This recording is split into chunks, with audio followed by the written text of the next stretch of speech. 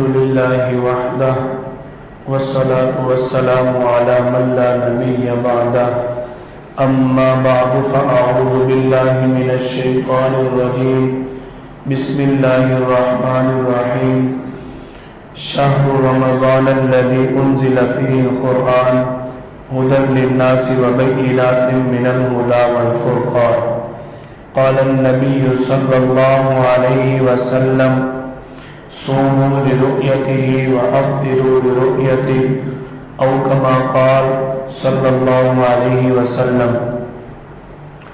بحمد اللہ تعالی ہم سب کو اللہ تعالی کی رحمتوں والا، برکتوں والا، نعمتوں والا اور وسعت رزق والا مہینہ نصیب ہونے جا رہا ہے۔ آج 18 شعبان المعظم ہے۔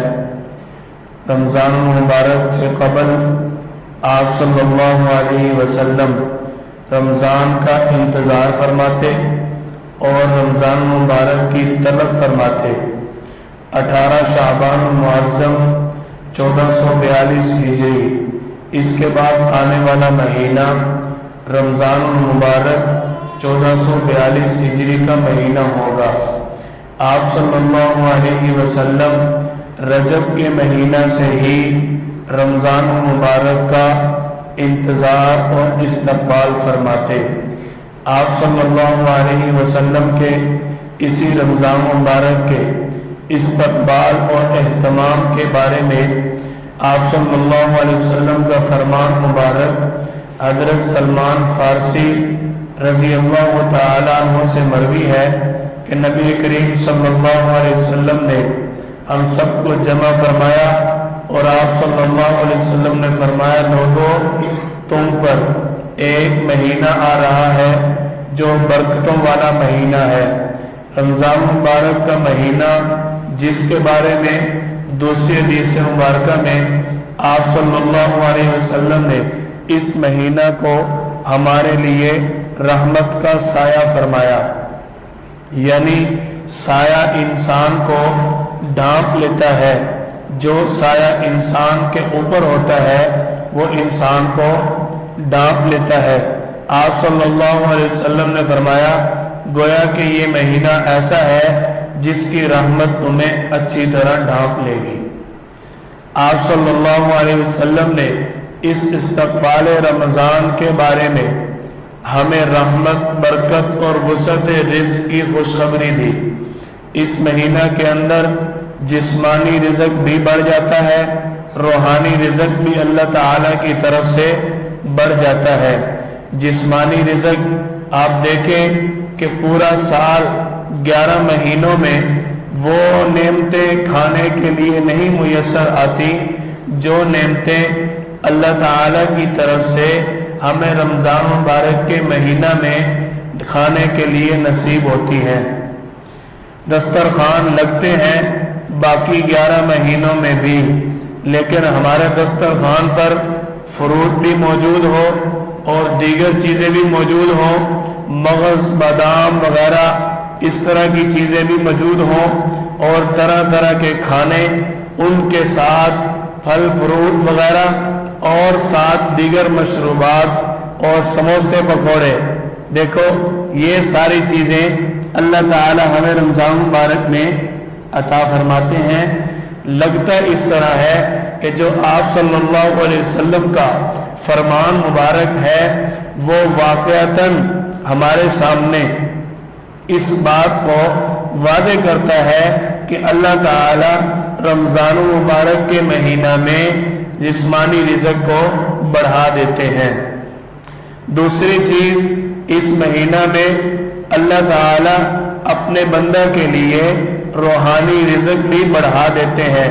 روحانی رزق بڑھانے کا دیکھیں، آپ صلی اللہ علیہ وسلم نے فرمایا، رمضان المبارک کا مہینہ برکتوں والا اور رحمتوں والا مہینہ ہے۔ اس مہینہ کے اندر اللہ تعالی شیطان کو قید کر دیتے ہیں۔ کیوں؟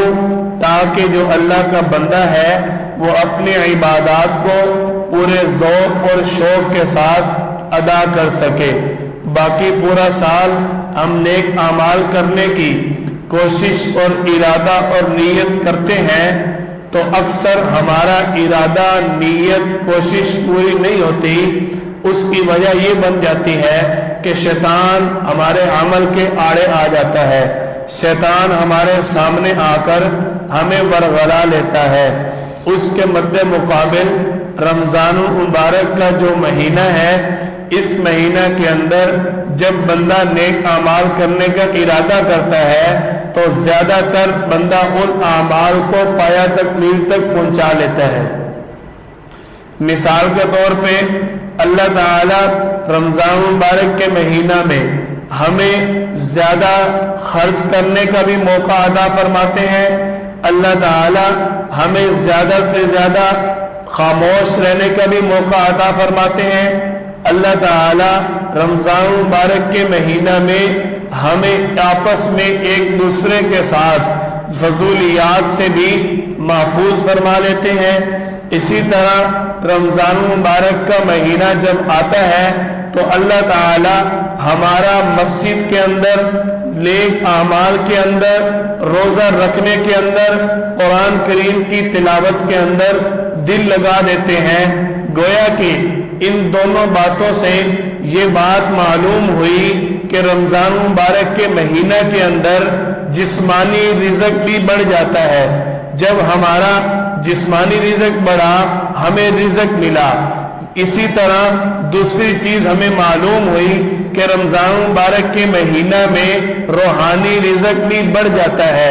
جو روحانی رزق بڑھتا ہے یہ ہمارا اعمال کا، قرآن کی تلاوت کا اور مسنون اعمال کی پابندی کا، روزہ کا اہتمام اور اللہ کا خوف بڑھ جانا، یہ ساری چیزیں روحانی ہیں۔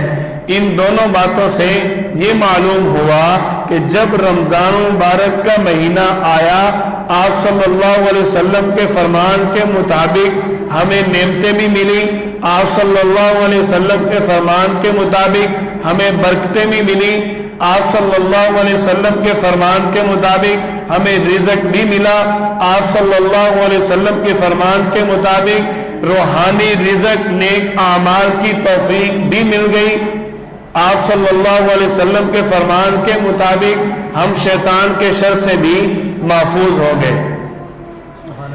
آپ صلی اللہ علیہ وسلم نے جو ہمیں یہ بات فرمائی کہ یہ مہینہ رحمتوں والا اور برکتوں والا مہینہ ہے، جب یہ مہینہ رحمتوں اور برکتوں والا ہے، آپ صلی اللہ علیہ وسلم نے خود اس مہینہ کے انتظار کا، استقبال کا اہتمام فرمایا۔ 2 ماہ قبل ہی آپ صلی اللہ علیہ وسلم فرماتے ہیں، اللہم بارک لنا فی رجب و شعبان وبلغنا رمضان۔ نبی کریم صلی اللہ علیہ وسلم اللہ تعالی سے یہ دعا فرما رہے ہیں، اے اللہ ہمارے رجب اور شعبان میں برکت عطا فرما۔ برکت آپ سمجھتے ہیں کہ جب کسی چیز میں برکت مل جاتی ہے وہ چیز بڑھ جاتی ہے جو ہمیں ظاہراً برکت نظر آئے۔ آپ صلی اللہ علیہ وسلم رجب اور شعبان میں اللہ تعالی سے برکت مانگ کر گویا کہ اپنی زندگی، اپنی عمر میں اللہ سے برکت کی طلب فرما رہے ہیں۔ جب عمر کے اندر، زندگی کے اندر برکت آئے گی تو رمضان مبارک کے مہینہ تک آپ صلی اللہ علیہ وسلم پہنچ جائیں گے۔ اس دعا کا مطلب یہ ہوا کہ ہمیں رمضان مبارک کا برکتوں والا جو مہینہ ہے وہ اللہ سے طلب کرنا چاہیے، اس کے اندر اللہ تعالی سے وقت گزارنے کی، زندگی گزارنے کی، نیک اعمال کرنے کی توفیق مانگنی چاہیے۔ آپ صلی اللہ علیہ وسلم نے فرمایا، اے اللہ ہمارے رجب اور شعبان کے اندر برکت عطا فرما اور ہمیں رمضان مبارک کے مہینہ تک پہنچا۔ دوسری حدیث مبارکہ آپ صلی اللہ علیہ وسلم نے فرمایا کہ رمضان مبارک کے مہینہ کا جب تم چاند دیکھو تو یہ مسنون دعا پڑھو۔ حدیث مبارکہ آپ صلی اللہ علیہ وسلم فرماتے ہیں، صوموا لرؤیتہ وافطروا لرؤیتہ، جب تم رمضان مبارک کا چاند دیکھو تو روزے رکھنے شروع کر دو اور جب تم شوال کا چاند دیکھو افطار کر دو، روزے چھوڑنا شروع کر دو۔ آپ صلی اللہ علیہ وسلم نے اس بات کو ہم پر واضح کیا کہ ہم رمضان مبارک کے مہینہ کا بھرپور اہتمام کریں۔ ایک حدیث مبارکہ میں آپ صلی اللہ علیہ وسلم فرماتے ہیں کہ شعبان کی تاریخوں کو شمار کیا کرو، شعبان المعظم کے مہینہ کے دنوں کو گنا کرو تاکہ تمہیں رمضان مبارک کا انتظار رہے۔ آپ صلی اللہ علیہ وسلم نے رمضان مبارک کا مہینہ جب شروع ہو گیا اس کے بارے میں ہمیں کیا حکم فرمایا؟ اب رمضان مبارک کا مہینہ شروع ہوا، سب سے پہلی چیز ہے ہمارے لیے اس رمضان مبارک کی عبادات، سحری کا اہتمام کرنا۔ سحری کے اہتمام کے اندر ایک بات اچھی طرح سمجھیں کہ رات کا چھٹا اور آخری حصہ اس کو سحری کا وقت کہا جاتا ہے۔ سحری کے وقت تاخیر سے سحری کرنا یہ مراد نہیں ہے کہ بندہ بالکل اذان کے وقت کے قریب جا کر سحری کرے۔ سحری کے وقت تاخیر سے سحری کرنا یہ مراد ہے کہ آپ صلی اللہ علیہ وسلم جو سحری کا وقت بتا رہے ہیں وہ اپنی امت کی سہولت کے لیے بتا رہے ہیں کہ کوئی بندہ اگر جلدی نہیں اٹھ سکتا، تہجد نہیں پڑھ سکتا، تو وہ اپنا سحری کے وقت اٹھ کے سحری کا اہتمام ضرور کرے۔ سحری کرنا سنت ہے۔ کوئی شخص یہ نہ سوچے کہ میں رات کو ہی کھانا کھا لوں۔ اکثر حضرات آج کل اس طرح کرتے ہیں کہ ساری رات جاگتے ہیں، بازاروں میں پھرتے ہیں اور رات کو ہی 1-2 بجے آئے، کھانا کھایا اور سو گئے۔ یہ عمل سنت کے خلاف ہے۔ آپ صلی اللہ علیہ وسلم کی سنت مبارکہ ہے سحری کھانا، اور سحری کھانے کے اندر افراط اور تفریط سے بچنا چاہیے۔ نہ اتنا زیادہ کھایا جائے کہ سارا دن بیکار آتے رہے، معدہ ساتھ نہ دے، طبیعت زیادہ خراب ہو جائے، اور نہ اتنا کم کھایا جائے کہ چند گھنٹے کے بعد طبیعت کے اندر اتنی کمزوری آ جائے کہ روزہ گزارنا مشکل ہو جائے، دیگر اعمال ادا کرنے میں مشکل پیش آئے۔ سحری کھانے کے اندر صاف ستھری غذا کا اہتمام کرنا چاہیے۔ سبزی کھانے کا اہتمام کریں۔ یہ مرغ کا گوشت، اس سے تو بچنے کی بھرپور کوشش کریں۔ ایک روزہ کی گرمی ہوتی ہے اور اوپر سے اس مرغے کے گوشت کی شدید گرمی ہوتی ہے، اس میں طاقت نہیں ہوتی۔ سبزی، پھل، دودھ، دہی وغیرہ کا سحری کے اندر بھرپور اہتمام کریں۔ اگر کسی کی طبیعت میں موافقت آتی ہو تو سحری کے وقت جوس بھی بنا کر پی لے، تاکہ بندے کے لیے سحری کر کے روزہ گزارنا آسان ہو۔ ایک بات سمجھ لیں، جب ہم کھانے پینے کی بات کرتے ہیں لوگ سمجھتے ہیں ان باتوں کا تعلق صرف کھانے پینے سے ہے۔ یہ ان باتوں کا تعلق کھانے پینے سے قطعاً نہیں ہے۔ روزہ گزارنے کی نیت سے کھانا بھی عبادت ہے۔ ہم کس لیے اچھا کھائیں گے کہ سارا دن ہمارا روزہ اچھا گزرے، سارا دن ہمیں روزے کے اندر پریشانی نہ پیش آئے، ہم روزے کو اپنی طاقت کے مطابق گزار سکیں، اور جو ہمارے دیگر اعمال، نماز، تلاوت ہے اس کو ہم اچھی طرح ادا کر سکیں۔ سحری کی دعا کے بارے میں جو آج کل الفاظ مشہور ہیں، وَبِصَوْمِ غَدٍ نَوَيْتُ مِنْ شَهْرِ رمضان، یہ الفاظ حدیث مبارکہ سے ثابت نہیں ہے۔ یہ صرف عربی زبان کے اندر روزہ کی نیت کرنے کے الفاظ ہیں۔ یہ الفاظ حدیث مبارکہ سے ثابت نہیں ہے۔ آپ صلی اللہ علیہ وسلم سے اور صحابہ کرام سے سحری کی کوئی بھی مسنون دعا ثابت نہیں ہے، صرف نیت دل کا ارادہ ہے۔ دیکھو کھانے کی دعائیں موجود ہیں، کھانے کی دعائیں موجود ہیں، اور نیت دل کے ارادے کا نام ہے، تو پھر زبان والی دعا یا زبان سے الفاظ ان کی ضرورت پیش آئے گی؟ کھانے کی دعائیں موجود ہیں، سحری کے اندر جو ہم نے کھانا ہے اس کی دعائیں موجود ہیں، اور جو سحری کا یہ کھانے پینے کا اہتمام ہے اس کی دعا پیش کرنے کی ضرورت ہی نہیں ہے، کیونکہ جو نیت ہے وہ تو دل کا نام ہے۔ نیت آپ کی دل سے ارادہ ہے روزہ رکھنا، اب زبان سے یہ دعا کہنے کی ضرورت نہیں ہے۔ اگر کوئی شخص یہ الفاظ استعمال کرتا ہے تو اس پر مذمت بھی نہیں کی جائے گی، کیوں؟ کیونکہ یہ الفاظ نیت کے الفاظ ہیں، یہ الفاظ مسنون دعا کے نہیں ہیں۔ یہ بات اچھی طرح ذہن میں رکھیں۔ دوسری بات سمجھیں، جب رمضان مبارک کا روزہ آپ نے رکھ لیا، سارا دن اب صرف بھوکا رہنے کا نام روزہ نہیں ہے۔ گناہوں سے بچنا، ہر قسم کے قبیح عمل سے بچنا، اپنی عبادات کا اہتمام کرنا، یہ روزے کا حصہ ہے۔